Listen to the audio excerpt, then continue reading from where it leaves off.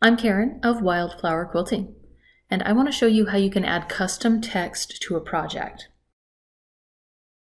Let's say, for example, you wanted to add the words Winter Wonderland to this shirt or cape on this adorable snowman panel.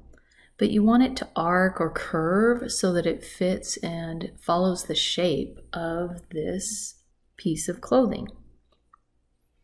You can do that using the text feature and essentially applying the pattern to a shape. The shape takes the form of a pattern on the screen. So we first have to draw that pattern. And what I'll do is I will use the Draw Arc feature to create a pattern. So I've just drawn a couple of arcs. It looks like I need to go into Image Attributes and reduce my line thickness, just so it's not so heavy. I might come up here and make that image opacity a little bit lighter so that I can see through it better. Close that. So now I've got these two arcs and I want to combine them into one piece, one pattern. So I'll use order join to make sure they're connected, that it starts here and ends here, and I will combine pattern. So now that's one piece. And now I'll take that piece, make sure it's highlighted, and go to text feature. So we're going to draw text. So I can add text just to an area on the CAD screen at any point I click. I can add it to a pattern that's highlighted on the screen, or I can put it inside of a boundary. I'm going to type in the text, Winter Wonderland, wait for CreativeStudio to do its calculation. And you can see, because I had a pattern highlighted, it created that text, or it applied that text to the shape. I want to make a couple of changes though. First of all, I want to put the text above that pattern that I created. So I'm going to put it on top. And I'm going to make Winter and Wonderland stacked on top of each other. So I made that change in my text window right here. Remember that whatever you type in that window, that's what you're going to get. So if you want all caps, or if you want all lowercase, whatever it is you're looking for. And so now I have that pattern. It's not quite the right shape or size yet, but it's really much closer than it would have been starting with a straight font or straight text. Now make sure you have the font that you want to use.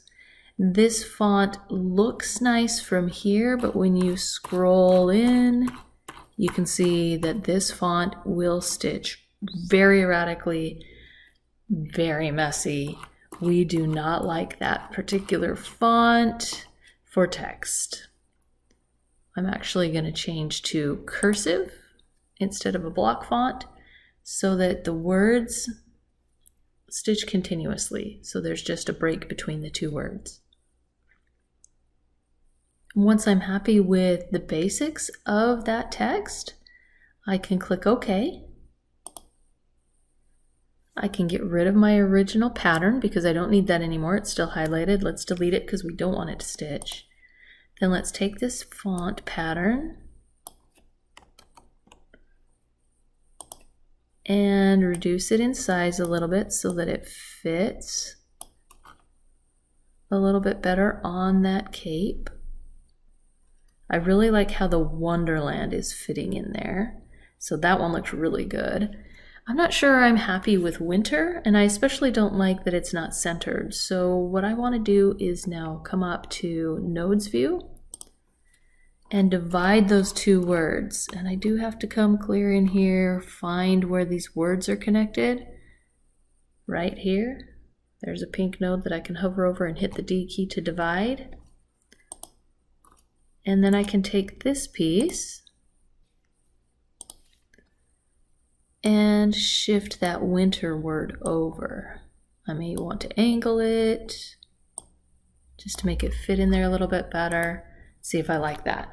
Now I like that okay, but I think I might actually like to redo the word winter So I'm going to scoot that out of the way and use that same technique, but create a new arc. So I'm going to draw an arc about right here. That's about the base shape that I want Winter to take. So now that I have this pattern on here, I can select that pattern, go into the draw text, type Winter. I like that a lot. I can say OK.